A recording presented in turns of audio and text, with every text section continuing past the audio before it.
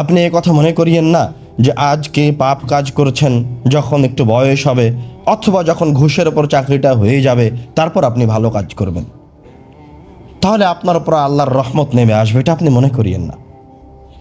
আপনি গান বাজনা শোনেন, বাদ্যযন্ত্র শোনেন, জিহবা দিয়ে মিথ্যা কথা বলেন, হাত দিয়ে অসৎ কাজ সম্পাদন করেন, আর মৃত্যুর সময় আপনার এই জিহবা লা ইলাহা ইল্লাল্লাহ বলতে পারবে, এমনটা আপনি মনে করিয়েন না। প্রিয় যুবক, প্রিয় দিনী মুসলিম ভাই ও বোন, আপনার যেই কান বাদ্যযন্ত্র শুনতে অভ্যস্ত, যেই জিহবা মিথ্যা কথা বলতে অভ্যস্ত, যেই চোখ খারাপ জিনিস দেখতে অভ্যস্ত, মৃত্যুর সময় যখন আপনার সন্তান আপনাকে বলবে অথবা আপনার বাবা আপনাকে বলবে যে বাবা, আব্বু লা ইলাহা ইল্লাল্লাহ বলো, এটা বলতে পারলেই জান্নাত, তখন ওই যে আপনি অপকর্মে লিপ্ত ছিলেন, অন্যায় লিপ্ত ছিলেন, শয়তানের আনুগত্যে আপনি অনুসারী ছিলেন, শয়তান তখন আপনার জিহবাকে ভারী করে দিবে। আল্লাহর পক্ষ থেকে তখন সাহায্য আসবে না। তখন আপনাকে যখন বলা হবে লা ইলাহা ইল্লাল্লাহ বলো, তখন আপনি লা ইলাহা ইল্লাল্লাহ বলতে পারবেন না।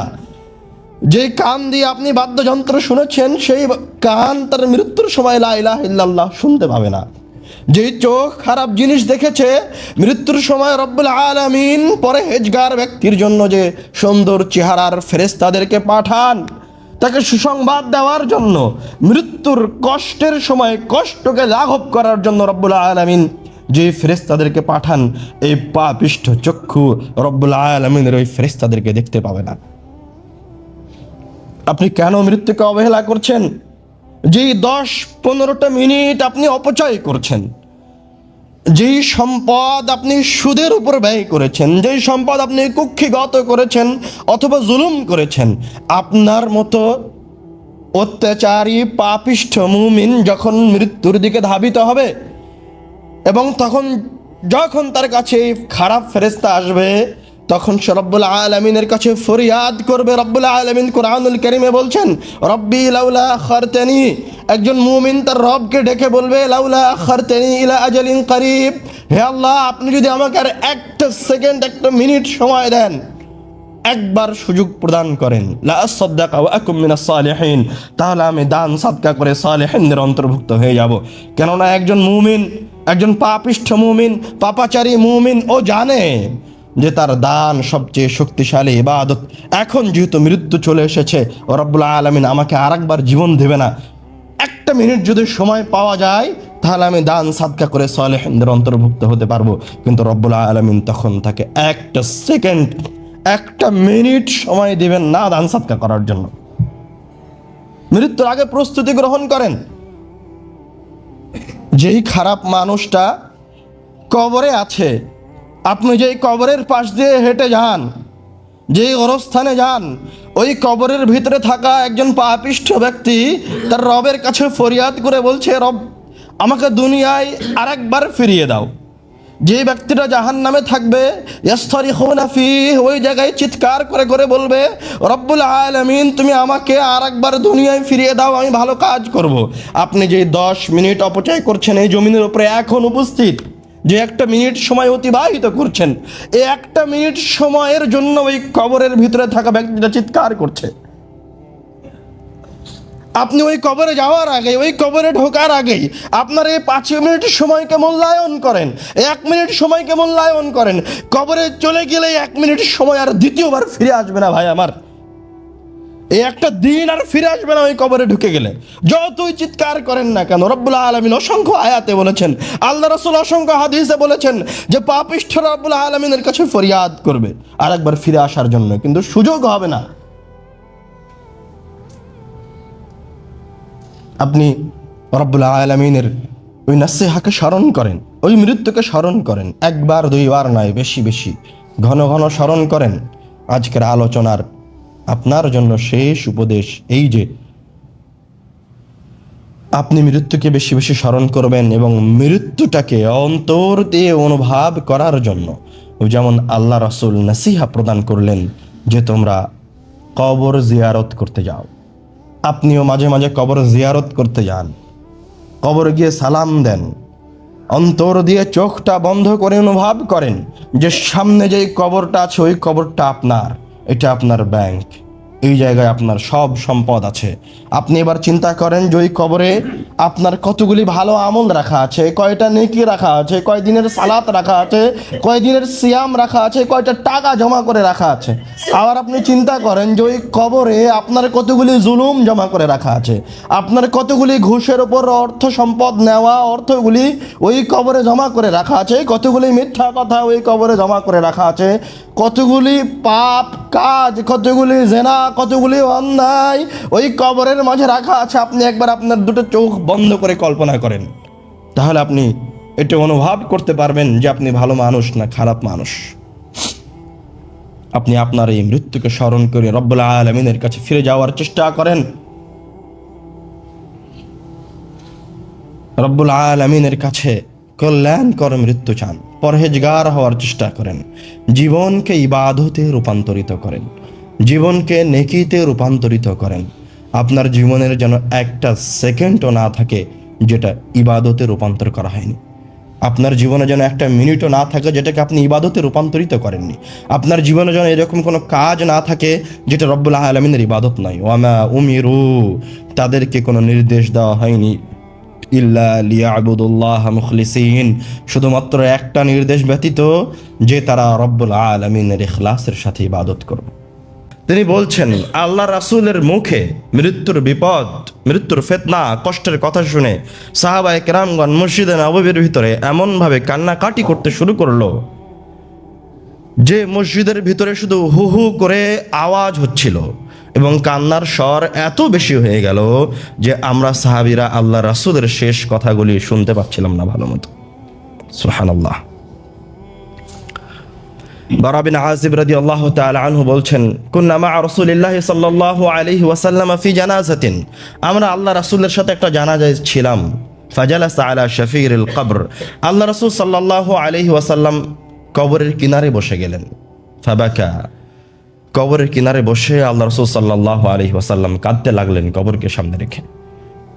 কবরকে দেখে, কবরের কথা মনে করে, মৃত্যুর কথা মনে করে আল্লাহ রাসূল কান্নাকাটি করছেন। হাত্তা বাল্লা সারা, আল্লাহ রাসূল এই কবরের কিনারে বসে এত কান্নাকাটি করলেন যে তার চোখের অশ্রুতে ওই জায়গার মাটি ভিজে গেল। আল্লাহ রাসূল সাল্লাল্লাহু আলাইহি ওয়াসাল্লাম বলছেন আকসিরু মিন যিকরি হাদিমিল লাযাত, তোমরা ওই জিনিসকে বেশি বেশি স্মরণ করো, বারবার স্মরণ করো, ভুলে যেও না, একবার দুইবার নয়, সকাল সন্ধ্যা প্রতিনিয়ত প্রতিটা সেকেন্ডে ওই জিনিসকে স্মরণ করো। হাদিমুল লাযাত, যে জিনিস তোমাদের আনন্দ ফুর্তি, তোমার সন্তান, তোমার প্রিয় স্ত্রী, তোমার এই দুনিয়াবী জীবনের সাজগোজ থেকে, ভালোবাসা থেকে তোমাকে বিচ্ছিন্ন করে দিবে, ওই মৃত্যুকে তুমি বেশি বেশি স্মরণ করো। আল্লাহ রাসূল সাল্লাল্লাহু আলাইহি ওয়াসাল্লামকে একদা একজন ব্যক্তি জিজ্ঞাসা করছে, আল্লাহ রাসূল আইয়ুন নাসি আকিয়াস, সবচেয়ে বুদ্ধিমান ব্রেনিয়ান বিবেকবান ব্যক্তিটা কে?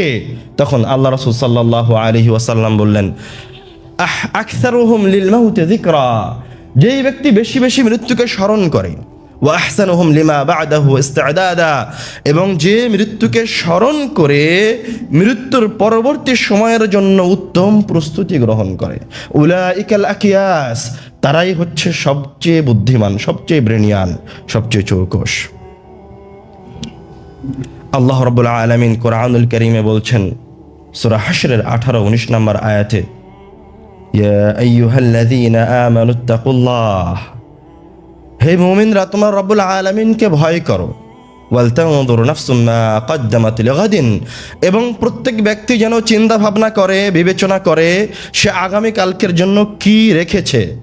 এক সেকেন্ড পরে যদি তার মৃত্যু হয় তাহলে ওই মৃত্যুর জন্য তার কি জমা করে রাখা আছে।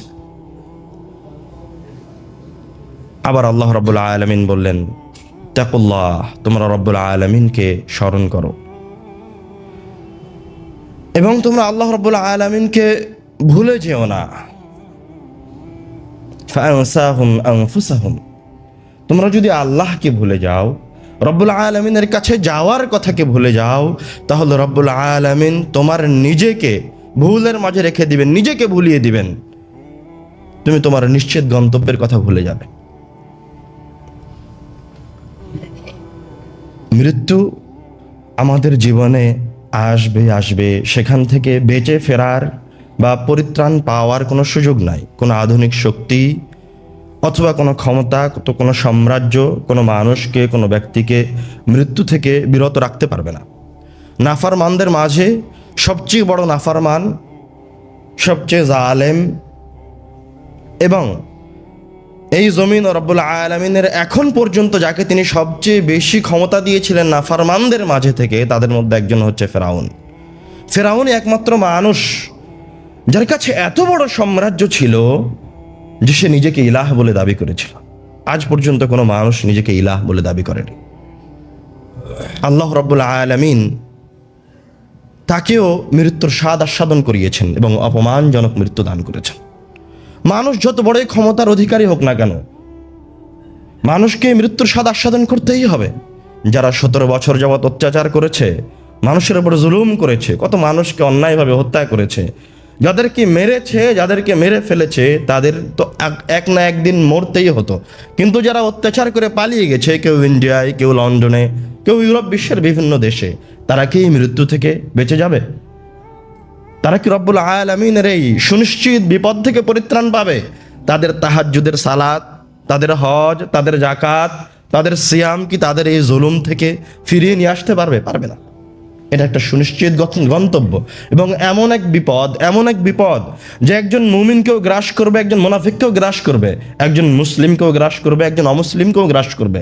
রব্বুল আলামিন কুরআনুল কারীমে বলছেন, ফাআসাবাতকুম মুসিবাতুল মাউত, তোমাদেরকে মৃত্যু তোমাদেরকে গ্রাস করবে, মৃত্যুর বিপদ। আসাবাতকুম মুসিবাতুল মাউত, মৃত্যুর বিপদ তোমাদেরকে গ্রাস করবে। আইনামা তাকুনু ইউদরিকুমুল মাউত, আল্লাহ রাব্বুল আলামিন বলছেন, তোমরা যেখানেই থাকো না কেন, যে জায়গায় থাকো না কেন, চাঁদে যাও, অন্য কোনো দেশে যাও, অন্য কোনো রাজ্যে যাও, অন্য কোনো গ্রহে যাও, যেখানেই থাকো না কেন, মৃত্যু তোমাদেরকে গ্রাস করবেই করবে, মৃত্যু তোমাদের কাছে আসবেই। মৃত্যু থেকে কেউ পরিত্রাণ পায়নি এবং কেউ পাবেও না। মানুষের মাঝে সর্বশ্রেষ্ঠ মানুষ আল্লাহ রাসূল সাল্লাল্লাহু আলাইহি ওয়াসাল্লাম মৃত্যু থেকে পরিত্রাণ পাননি। তিনিও এই পৃথিবী থেকে চলে গেছেন এবং আল্লাহ রাসূল সাল্লাল্লাহু আলাইহি ওয়াসাল্লামের 2 হায়াতের মাঝে তার অসংখ্য সাহাবী, তার সন্তান, তার নাতি, তার ভালোবাসার মানুষেরাও মৃত্যুর কোলে ঢলে পড়েছে। তিনি তাদেরকে আটকাতে পারেননি, তাদেরকে থামাতে পারেননি, তাদের মৃত্যু 1 মিনিট দেরিতে করাতে পারেননি। মানে রব্বুল আল্লাহর রাসূলের কাছে এতটুকু ক্ষমতা ছিল না যে তিনি তার কোনো এক সন্তানের মৃত্যু 1 মিনিট দেরিতে নিয়ে যাবেন, 1 সেকেন্ড দেরিতে নিয়ে যাবেন। এই ক্ষমতা স্বয়ং আল্লাহ রাসূলের কাছেও ছিল না। মৃত্যুর যে সমস্ত ঘটনাগুলি, হৃদয় বিদারক ঘটনাগুলি হাদিসে এসেছে, তার মাঝে অন্যতম একটি ঘটনা, ওসামা বিন যায়েদ রাদিয়াল্লাহু তাআলা আনহু বলছেন, কুন্না মা রাসূলিল্লাহি সাল্লাল্লাহু আলাইহি ওয়াসাল্লাম ফাআরসালাত ইলাইহি ইহদা বানাতিহি আন্না সাবিয়্যান লাহা ফিল মাউত। ওসামা বিন যায়েদ রাদিয়াল্লাহু তাআলা আনহু বলছেন, আমরা আল্লাহ রাসূলের সাথে আছি, এমতো অবস্থায় আল্লাহর রাসূলের এক মেয়ের পক্ষ থেকে একজন বার্তাবাহক এসে বলল, আন্না সাবিয়্যান লাহা আও ইবনান লাহা ফিল মাউত, যে তার সন্তান এখন মৃত্যু শয্যায় শায়িত। আল্লাহ রাসূলকে ডাকতে পাঠিয়েছে তার মেয়ে। আল্লাহ রাসূল সাল্লাল্লাহু আলাইহি ওয়াসাল্লাম বার্তাবাহককে বললেন, ইরজা ইলাইহা, তুমি আমার মেয়ের কাছে ফিরে যাও, ফাআখবিরহা, এবং তাকে গিয়ে বলো, ইন্না লিল্লাহি মা আখাযা ওয়া লিল্লাহি মা আ'তা, তোমার কাছে যা কিছু আছে, তোমার নাফস, তোমার সন্তান, সব কিছু রব্বুল আলামিন তোমাকে দিয়েছেন, এবং যা তোমার কাছ থেকে এখন নিয়ে নেওয়া হচ্ছে বা নিয়ে নেওয়া হবে, তা রব্বুল আলামিনই তিনিই নিয়ে নেবেন, তার সম্পদ তিনিই নিয়ে যাবেন। অকুল্লু শাইইন ইনদাহু ইলা আজালিন মুসাম্মা, এবং রব্বুল আলামিনের কাছে প্রত্যেকটা জিনিসের একটা নির্দিষ্ট মেয়াদ আছে, সময়সীমা আছে। যখন সেই সময় শেষ হয়ে যায়, তখন সেই জিনিসকে রব্বুল আলামিন নষ্ট করে দেন, সেই ব্যক্তির রূহ তার ভিতর থেকে বের হয়ে যায়। ফালতাসবির ওয়াল তাহতাসিব, তুমি আমার মেয়েকে গিয়ে বলো সে যেন ধৈর্য ধারণ করে এবং রব্বুল আলামিনের কাছে এর বিনিময় চায়। বার্তাবাহক তার মেয়ের কাছে ফিরে গেল এবং আবার ফিরে আসলো। ফিরে এসে আল্লাহ রাসূল সাল্লাল্লাহু আলাইহি ওয়াসাল্লামকে বলছে, ইয়া রাসূলুল্লাহ, হে আল্লাহ রাসূল, ইন্নাহা ক্বাদ আকসামাত লা তাতিয়ান্নাহা, আপনার মেয়ে কসম করেছে, আপনার মেয়ে যায়নাব কসম করেছে, লা তাতিয়ান্নাহা, আপনি অবশ্যই তার কাছে যাবেন। কামা রাসূলুল্লাহ সাল্লাল্লাহু আলাইহি ওয়াসাল্লাম, আল্লাহ রাসূল সাল্লাল্লাহু আলাইহি ওয়াসাল্লাম তার মেয়ের বাড়ির দিকে যাওয়ার জন্য উঠে দাঁড়ালেন। ওয়া কামা মাআহু সাআদ ইবনে উবাদাহ ওয়া মুআয ইবনে জাবাল ফান্তালাকতু মাআহুম। ওসামা বিন যায়েদ রাদিয়াল্লাহু তাআলা আনহু বলছেন, আমি এবং আল্লাহ রাসূলের দুইজন বড় সাহাবী সাআদ ইবনে উবাদাহ এবং মুআয ইবনে জাবাল আল্লাহ রাসূল সাল্লাল্লাহু আলাইহি ওয়াসাল্লামের সাথে সাথে তার মেয়ের বাড়ির দিকে যাত্রা করলাম। রুফিআ ইলাইহিস সাবী, এই মুমূর্ষ নিষ্পাপ সন্তানকে আল্লাহ রাসূলের কোলে তুলে দেওয়া হলো। ওয়া নাফসুহু তাকাকা, যখন আল্লাহ রাসূল তার নাতিকে কোলে নিয়েছেন, তার দুই বাহুর মাঝে শ্রেষ্ঠ ব্যক্তির প্রিয় নাতি যখন তার কাছে তার বুকের সাথে জড়ানো, নাফসু তাকাকা, তখন সেই সন্তানের ভিতর থেকে রূহ বের হয়ে যাচ্ছে, তার ভিতর থেকে একটা শব্দ আসছে, ধড়ফড় করছে। শব্দটা হচ্ছে কাআন্নাহু ফি শান্নাতিন, এমনভাবে রূহটা বের হচ্ছে যেন কোনো শুষ্ক মশকের ভিতরে কোনো কিছু থাকলে যেমন আওয়াজ হয়, ঠন ঠন করে বাজে, ওই রকম এই নিষ্পাপ শিশুর ভিতর থেকে রূহটা বের হয়ে আসছে। শিশু বাচ্চা তখন হয়তো কষ্ট পাচ্ছে। ফাফাদা আইনা রাসূলিল্লাহি সাল্লাল্লাহু আলাইহি ওয়াসাল্লাম, এই দৃশ্য দেখে আল্লাহ রাসূল সাল্লাল্লাহু আলাইহি ওয়াসাল্লামের দুই চোখ থেকে অশ্রু গড়িয়ে পড়তে লাগলো। ফাকালা সাআদ, তখন সাআদ রাদিয়াল্লাহু তাআলা আনহু বলছেন, মা হাদা ইয়া রাসূলুল্লাহ, এটা কি আল্লাহ রাসূল, আপনি এইভাবে কাঁদছেন, আপনি এতটা অসহায়? তখন আল্লাহ রাসূল সাল্লাল্লাহু আলাইহি ওয়াসাল্লাম বলছেন, হাযিহি রাহমাতুন, এটা হচ্ছে আল্লাহর পক্ষ থেকে দেওয়া বান্দার অন্তরে মায়া, মমতা, ভালোবাসা। জাআলাহাল্লাহু ফি কুলুবি ইবাদিহি, আল্লাহ তাআলা এটি মানুষের অন্তরে দিয়ে দিয়েছেন। আল্লাহ রাব্বুল আলামিন ইয়ারহামু মিন ইবাদিহির রহমা, তার যে সমস্ত বান্দাদের অন্তর নরম, হৃদয় নরম, কষ্টের সময় কষ্টের কথা শুনলে যাদের দুই নয়ন দিয়ে অশ্রু ঝরে পড়ে, কষ্ট পায়, তাদের উপর রব্বুল আলামিন রহমত বর্ষণ করেন। আনাস বিন মালিক রাদিয়াল্লাহু তাআলা আনহু আল্লাহ রাসূলের নিজের সন্তানের মৃত্যুর ঘটনা বর্ণনা করে বলছেন, দাখালা রাসূলুল্লাহ সাল্লাল্লাহু আলাইহি ওয়াসাল্লাম আলা ইবনিহি ইব্রাহিম রাদিয়াল্লাহু তাআলা আনহু, আল্লাহ রাসূল সাল্লাল্লাহু আলাইহি ওয়াসাল্লাম তার ছেলে ইব্রাহিমের কাছে গেলেন। তিনি ইব্রাহিমের পাশে, ইয়াজুদু নাফসুহু, এমত অবস্থায় ইব্রাহিমের রূহ বের হয়ে যাচ্ছে। ফাযারাফাত আইনা রাসূলিল্লাহি সাল্লাল্লাহু আলাইহি ওয়াসাল্লাম, আল্লাহ রাসূলের কলিজার টুকরা তার নিজের সন্তানের, একমাত্র সন্তানের রূহ যখন বের হয়ে যাচ্ছে, তখন তার দুই চোখ অশ্রুসিক্ত হয়ে উঠল। ফাকালা আব্দুর রহমান, তখন আব্দুর রহমান রাদিয়াল্লাহু তাআলা আনহু বলছেন, ওয়া আনতা ইয়া রাসূলুল্লাহ, হে আল্লাহর রাসূল, আপনিও এতটা অসহায়, এভাবে কান্নাকাটি করছেন? ফাকালা রাসূলুল্লাহ সাল্লাল্লাহু আলাইহি ওয়াসাল্লাম, তখন আল্লাহ রাসূল সাল্লাল্লাহু আলাইহি ওয়াসাল্লাম তার কান্নাকাটির মাঝে একটু থেমে বললেন, হাযিহি রাহমাতুন, এটা আল্লাহর পক্ষ থেকে আমার অন্তরে আমার সন্তানের জন্য মায়া, মমতা, ভালোবাসা। ফাতবাহু বিউখরা, এবং আল্লাহ রাসূল আবার কাঁদতে লাগলেন। কাঁদতে কাঁদতে আল্লাহ রাসূল বললেন, আল আইনু তাদমা, দুই চোখ দিয়ে অশ্রু ঝরে পড়ছে, ওয়াল কলবু তাহজান, এবং অন্তর ফেটে টুকরো টুকরো হয়ে যাচ্ছে, অন্তর চৌচির হয়ে যাচ্ছে, আমি কষ্ট পাচ্ছি, আমার দুই চোখ দিয়ে অশ্রু ঝরে পড়ছে। ইয়া ইব্রাহিম, হে আমার সন্তান, আমার কলিজার টুকরা ইব্রাহিম, ইন্না লাফিরাকিকা লামাহজুনুন, আমরা তোমার চলে যাওয়াতে কষ্ট পাচ্ছি, আমরা ব্যথিত, আমরা ভারাক্রান্ত। ফালা নাকুলু ইল্লা মা ইউরদি রব্বানা, তবে আমরা আমাদের এই কষ্টের সময় শুধুমাত্র ওই বাক্যই বলবো, ওইটি বলবো যাতে আমার রবের সন্তুষ্টি রয়েছে।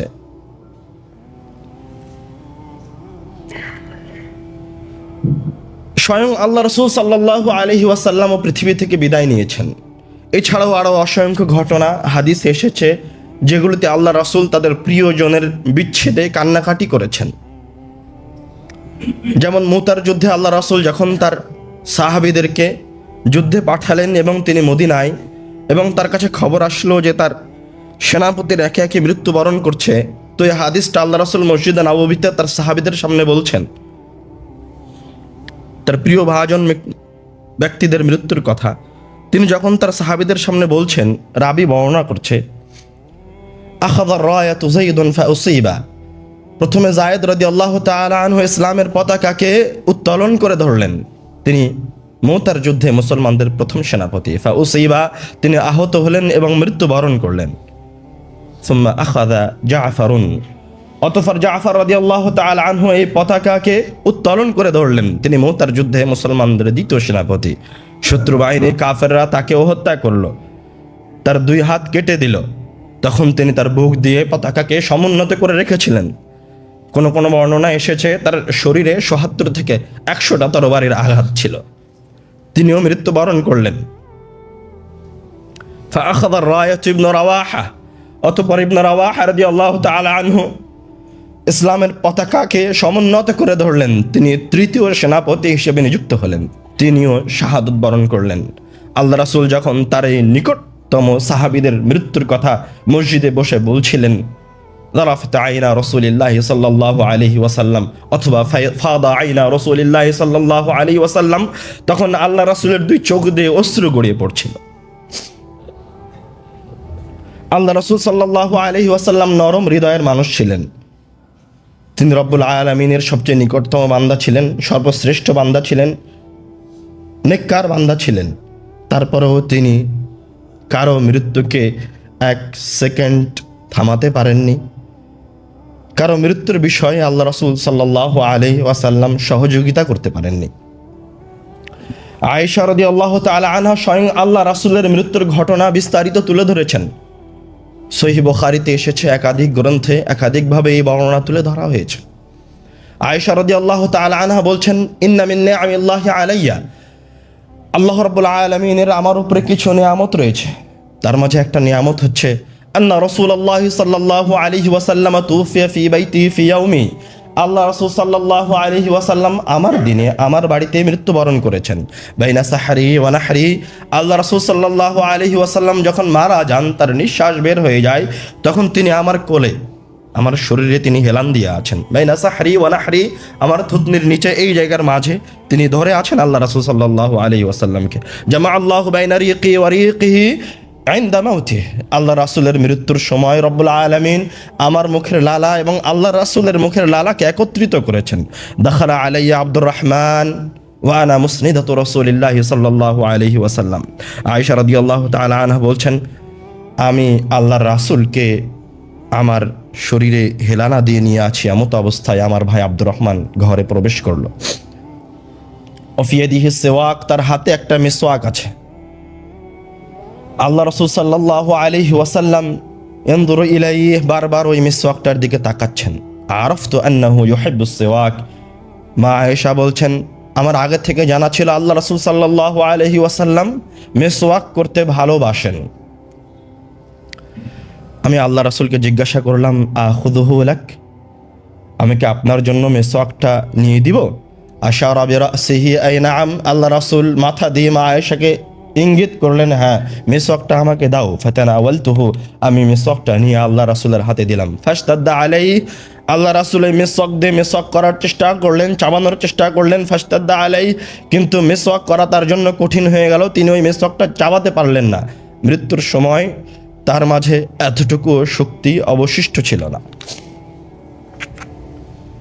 তখন আয়েশা রাদিয়াল্লাহু তাআলা আনহা বলছেন, উলাইয়িনুহু লাক, আমি কি মিসওয়াকটা নরম করে দিব?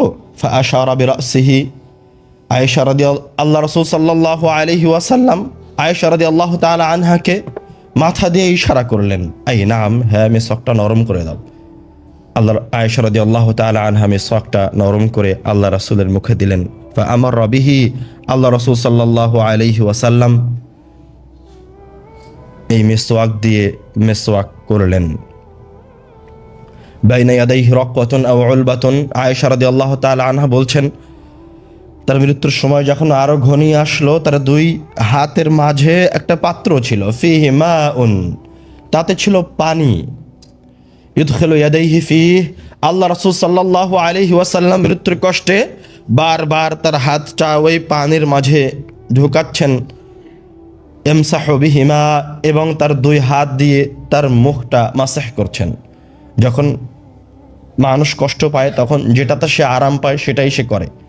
আল্লাহ রাসূল সাল্লাল্লাহু আলাইহি ওয়াসাল্লাম হয়তোবা বারবার এই পানি দিয়ে মুখটা মুছে আরাম পাচ্ছিলেন, এই জন্য তিনি এটা করছিলেন। এক পর্যায়ে গিয়ে আল্লাহ রাসূল সাল্লাল্লাহু আলাইহি ওয়াসাল্লাম বলে উঠলেন, ইন্না লিল মাউতি লাসাকারাত, মৃত্যুর রয়েছে কষ্ট, মৃত্যুর বেদনা।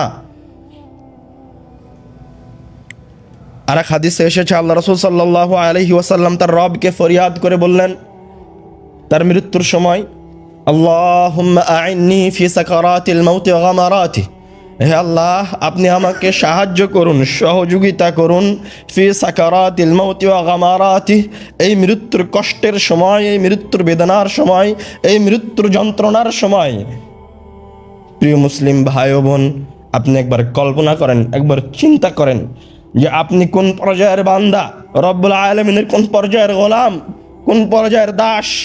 আর আল্লাহ রাসূল সাল্লাল্লাহু আলাইহি ওয়াসাল্লাম আল্লাহর রব্বুল আলামিনের কত নিকটবর্তী বান্দা। তার মৃত্যুর কষ্ট সহ্য করতে না পেরে তিনি তার রবের কাছে ফরিয়াদ করছেন, আল্লাহুম্মা, হে আমার রব, আইন্নি, আমাকে সহযোগিতা করুন, ফি সাকারাতিল মাউতি ওয়া গামারাতি, এই মৃত্যুর কষ্টের সময়, এই মৃত্যুর যন্ত্রণার সময়। এক পর্যায়ে গিয়ে আল্লাহ রাসূল সাল্লাল্লাহু আলাইহি ওয়াসাল্লাম তার হাতটা উঠালেন এবং বললেন, আমি আমার রবের দিকে চললাম। বললেন, লা ইলাহা ইল্লাল্লাহ, আল্লাহ ছাড়া কোনো মাবুদ নাই। আল্লাহ রাসূলের হাতটা পড়ে গেল, তিনি মৃত্যুবরণ করলেন। আল্লাহ রাসূল সাল্লাল্লাহু আলাইহি ওয়াসাল্লাম দুনিয়া থেকে চলে গেলেন এবং যখন তিনি দুনিয়া থেকে চলে যান তখন তিনি কষ্টের মাঝে দিয়ে মৃত্যুবরণ করলেন। আনাস রাদিয়াল্লাহু তাআলা আনহা থেকে বর্ণিত, তিনি আল্লাহ রাসূলের মেয়ে ফাতেমার কথা বলছেন। যখন আল্লাহ রাসূল মৃত্যুর কষ্টে শেষবার অসুস্থ, বারবার তিনি অজ্ঞান হয়ে যাচ্ছিলেন, মৃত্যুর কষ্টে আল্লাহ রাসূল সাল্লাল্লাহু আলাইহি সাল্লাম বারবার অজ্ঞান হয়ে যাচ্ছেন।